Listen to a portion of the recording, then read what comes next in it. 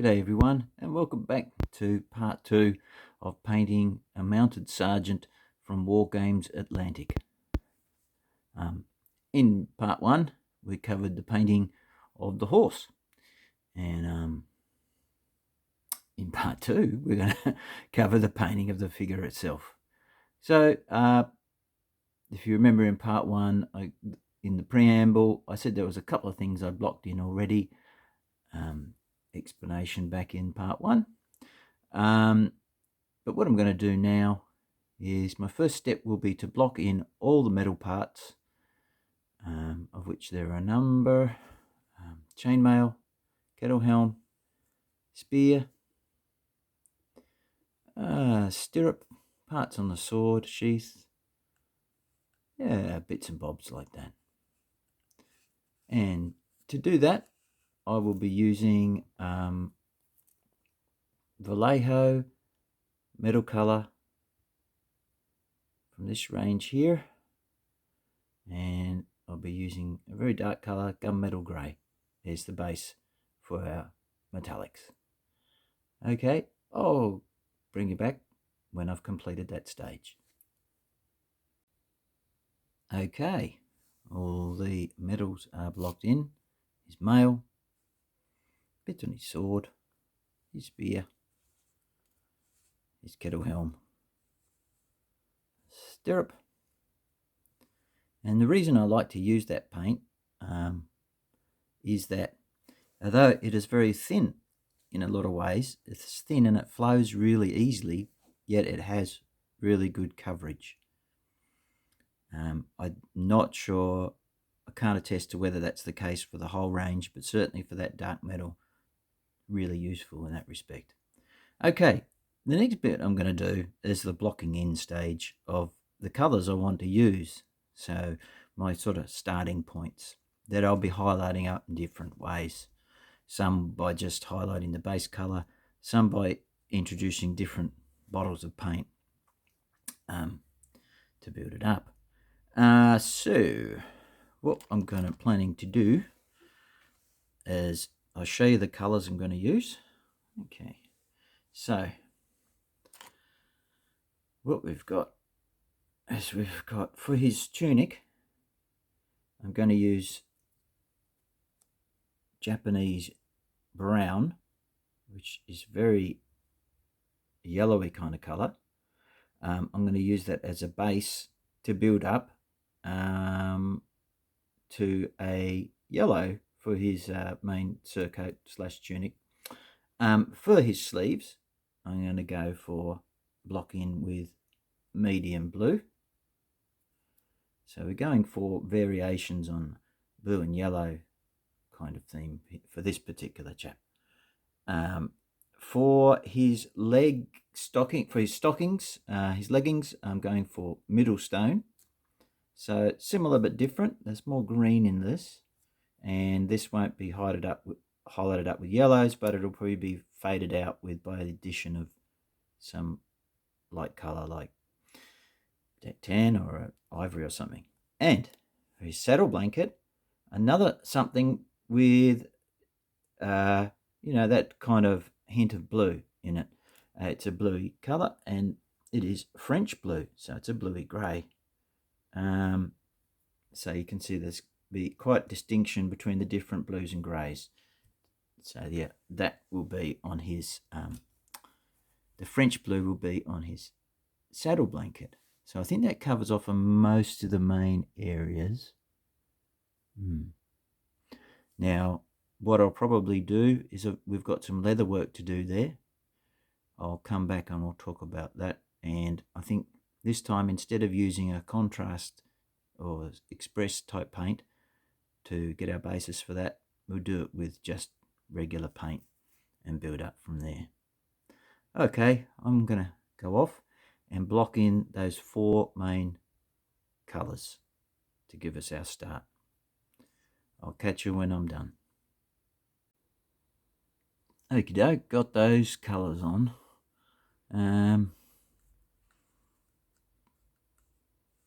There's a little bit of touching up now to do on the wood bit. I've sort of been doing a bit of touching up as I've gone along. But yeah, there's 4 basic colours on.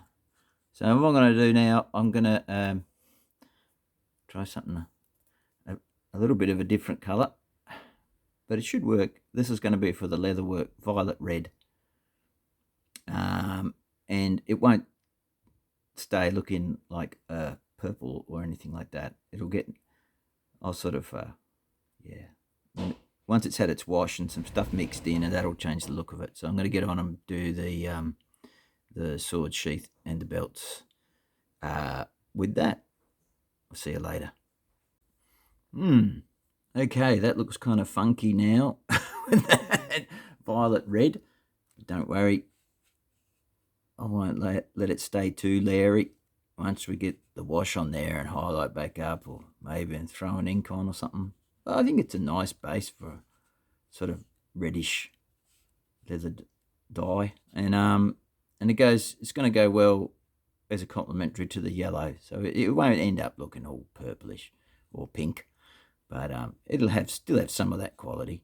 I think what I want to do next, and I just got it here, is this, get the ink on the wood bits first before I do much more, I think, because I want to get it on the back of that shield, let it dry, and then scrape some bits away on the arm and maybe a couple of patches on the inside of the shield, and get that stuck on rather than leaving it to the end.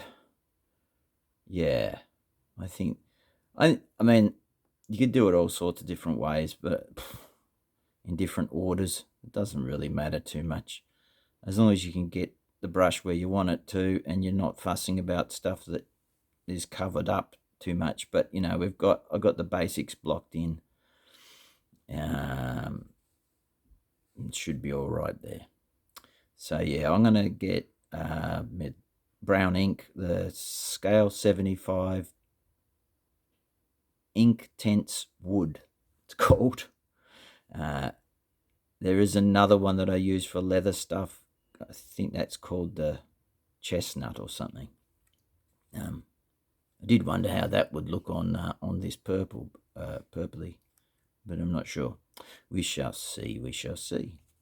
All right. So I think the next stage is to get my ink on my wood bits, and then do a little bit of strategic scraping down to the plastic on a couple of areas of the arm and side of the hand and inside the shield, and get that fused together.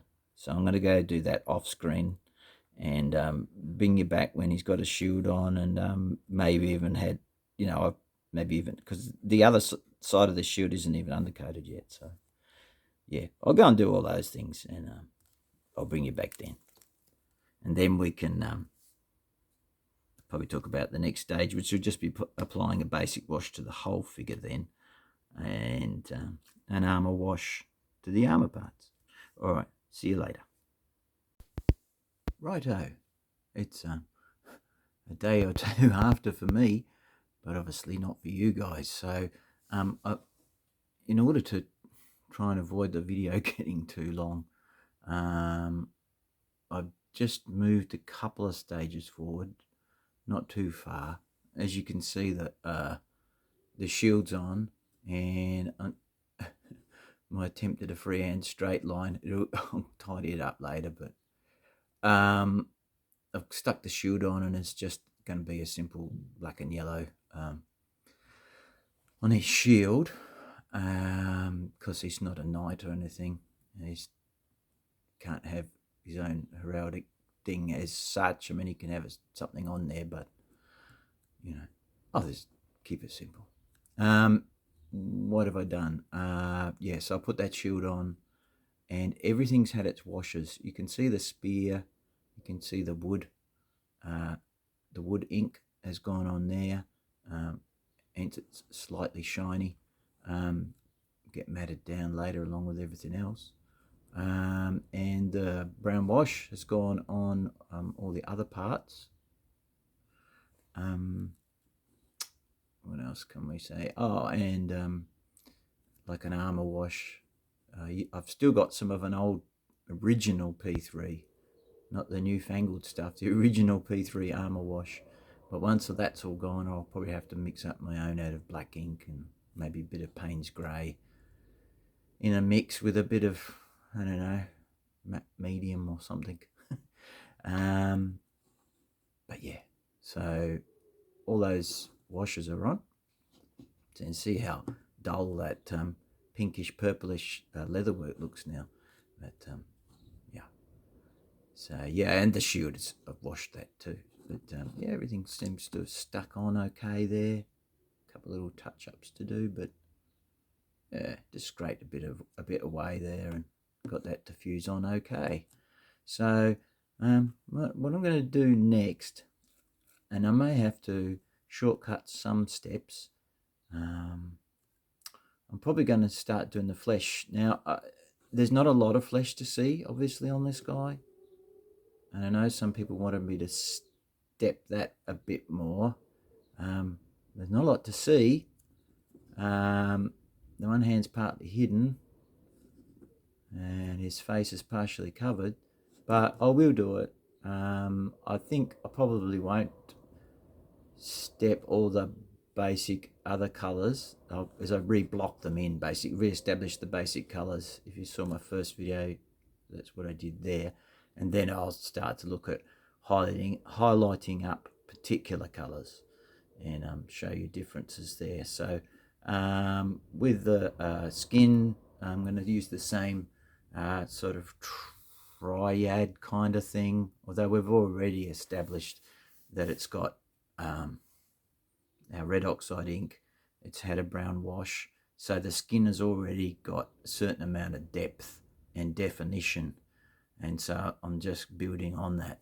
I can reach up and grab the three colors that I'm using at the moment. You know, one day I might change over to something else, but this is what so I'm going to start with putting on pink flesh and then golden skin, which looks really yellow in this on my phone, but it's not in real life. It's much more pinky. And then pale skin, and these are quite thick when they come out on the palette.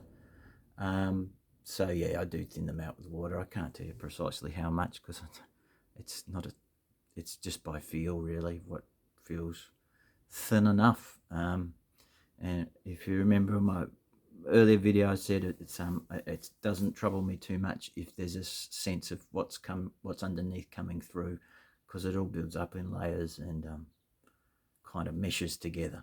Anyway, I'm going to go and put some pink flesh, the darkest of the three, on his skin, and I'll show you that when I've done that part. See you then. Okay, I've put on the first layer of flesh. Not much to see, except it's changed a lot. Yeah, the paint gets thinned out quite a bit. Like I say, it's kind of thick on as it comes out of the bottle. So yeah, there, done his face. You can see I've left bits, a little bit around the sides of the nose, in the eye sockets, that kind of thing. The hand's a bit hard to get to, but it's just sort of blocked it in just thinly. The shape's quite obscured there. This hand here is a bit more distinct, but yeah. So, and then I'll go to the next tone. Okay, I've done the next part on the skin. You probably see it most on the hand. So doing all the skin with these recent acquisitions. What is it? Pro Art Renaissance Sable, made in England. As I mentioned before in a video, good value. This is actually a size 2, so it shows you don't need a 000 or anything like that. You just need a brush that keeps a good point. And look at that point. That's a doozy, that is. And it's got some belly. It's got a little bit of a bulge here, which means it'll hold a bit of bit of water in there, a bit of paint, and keep going for a bit rather than instant dry out. But yeah, real nice brush. Well done, Pro Art.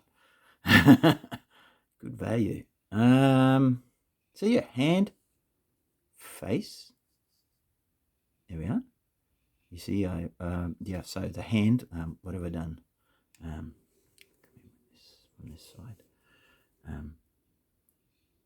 Obviously the knuckles, but followed the knuckles back with a line along the sort of top of the hand where the light might be falling down on it there, and then the knuckle, and followed it back a bit where the sinews go in the hand, and on there, and then you see a bit of highlight in the knuckles there, and then further down the finger where it bends again, and a little bit more on the thumb, and on his face you've got on his nose. Obviously you can't go too crazy on his face because it's very overshadowed by that helmet he's wearing, but a little bit more on the cheeks, so just a touch.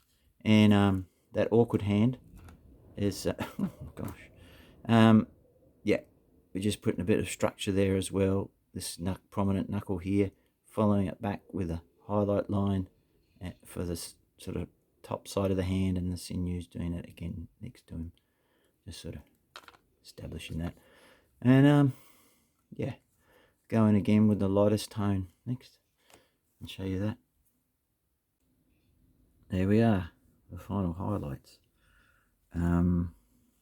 Okay, again, that's reasonably obvious what I'd kind of done, I suppose. So, you know, hit the knuckles,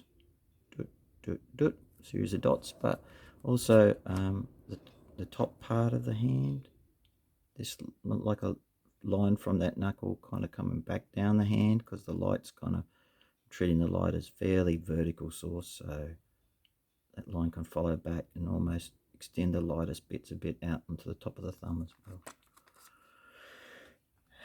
And then, yeah, some more knuckle dots on the next set of knuckles, real bright highlights, some little sort of tips on the ends of the almost to suggest fingernails. The face, you can see it just on the very tip of his nose, and some tiny bits just in the outer part of the cheeks. Just remember, most of this is in shade. So and on this hand, which you don't see a lot of, but the light can come down and hit onto that knuckle there, and you can see hopefully that there's a stronger suggestion of light there, and following back a little bit on that the line of the edge of the hand, and a tiny dot on that next knuckle. So, and that's about it. Now if there was more of this face, and I may still do it, I usually put in like a really thinned out glaze of Vallejo Cavalry Brown, and I just run that sort of under the cheeks and a little bit up by the side of the nose, very slightly, a bit like that rosy-cheeked farmer look that you see for people who spend a lot of their time outdoors. There's that sort of reddishness that can go up to the top of the cheek by the nose there as well, and I might put a bit of Cavalry Brown in under there to suggest the lower lip a bit more, so just to redden it out a little bit more. I don't think I'll show you that. It's just very thin, very thin, and it's to your taste whether you want to do that or not. I mean, you don't have to paint like me. I'm just sharing. I'm getting old, and it's good to share what you know before you kick the bucket. So I think to save time, I'm certainly going to go off and I'm going to re-establish all the base colors. I may even do something like just spend more time on what colors I'm using for the yellow. The other colors, I'll probably, like the blue and stuff, I'll probably just take the base blue, color blue, re-establish it, and then chuck in some probably deck tan to sort of mute it a bit and highlight up. But yeah, I might show you a bit more of the yellows. I just really aware of not wanting the video to get too long for you. I mean, if you're like me, you don't mind a long video, but not everyone does. So anyway, that that's that for the moment. So I hope that helps you, even though there wasn't a lot of flesh to see. It gives you a bit of an idea of the general principles that I kind of follow. So I'll catch you next time. We'll have these colours reestablished. All right. See you later. Okay, guys, I'm back. I've had this miniature sitting on my desk for quite a number of days now, since that last little portion of clip, and I really wanted to press on and get it done. So rather than break it into any more sort of cuts and stages and stuff, that's exactly what I've done. I've finished it, but so you can see, it's had the varnish as well. I'll chuck a couple of stills at the end. Hopefully they'll be okay. I've done the shield, the weathering on the shield and stuff. It's a bit duller. The yellow is much duller than the yellow on his garment. You can see the shield, not the shield, the sword came out pretty well, really. Just trying to brighten that up a bit. Even, that was quite a bright color, but with a wash and a bit of a darkening down, then highlighting back up, it looks like a convincing leather color to my eye.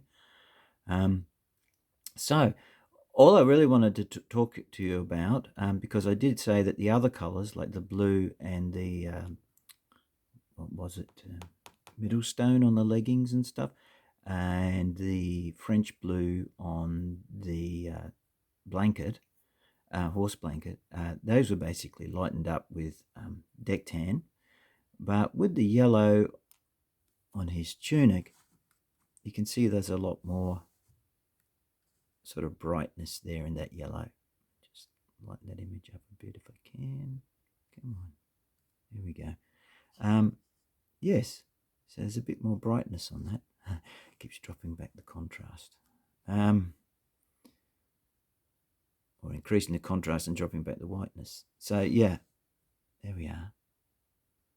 So if I tell you what I used for that, remember we started with our base of Japanese brown as a good ground for yellow, and then it had wash, and then I went back with Japanese brown to re-establish it. Then for the next highlight, I used, from AK 3rd Gen, I used Sahara Yellow. And then for my next stage, I used Sand Yellow. But first what I did is I did a sort of a 50-50 mix of Sand Yellow and the previous Sahara Yellow. So I got a mid-tone, and then I finished with some final highlights of this Sand Yellow from AK 3rd Gen. And that's how I got my yellow. And but I didn't do that with the shield. The shield is a much duller.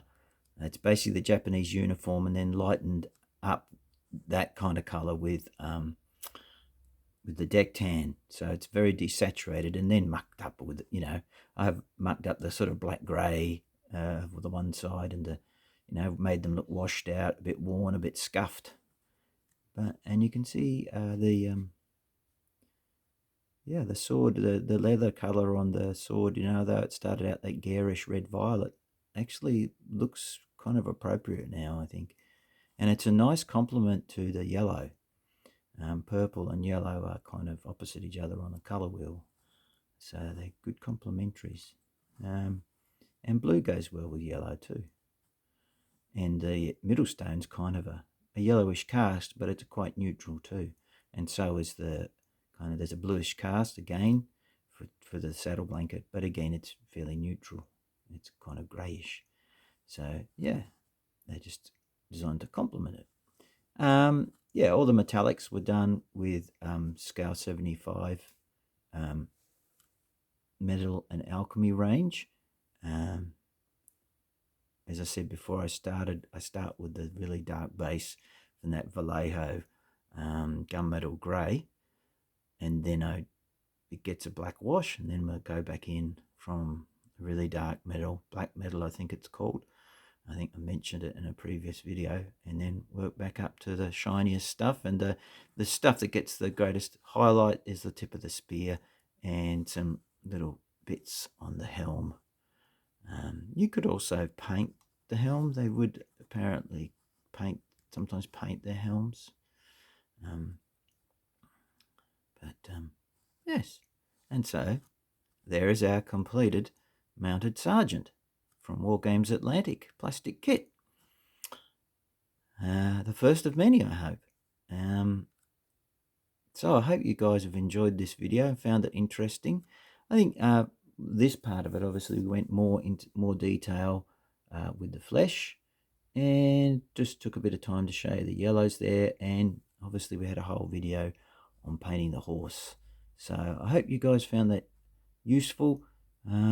Please drop any questions in the comments box below, and I'll do my best to try and answer as I'm twirling on my invisible lazy Susan. I haven't got one of those twirly things, so just spinning it on my painting pot handle. Yeah, so I'm pleased with how that turned out. The weathering's it's nothing fancy. It's just some colours, brownish colours that were on my palette, brownish greys, you know, a bit of stippling, a bit of just dragging and fiddling around, fading it out a bit, darting it up a bit more down the bottom until it looked about right. It's a bit lighter on the top edge, you know. There's no science to it. It's just tweak it until you think it looks right, basically. Okay, so hope you enjoyed that.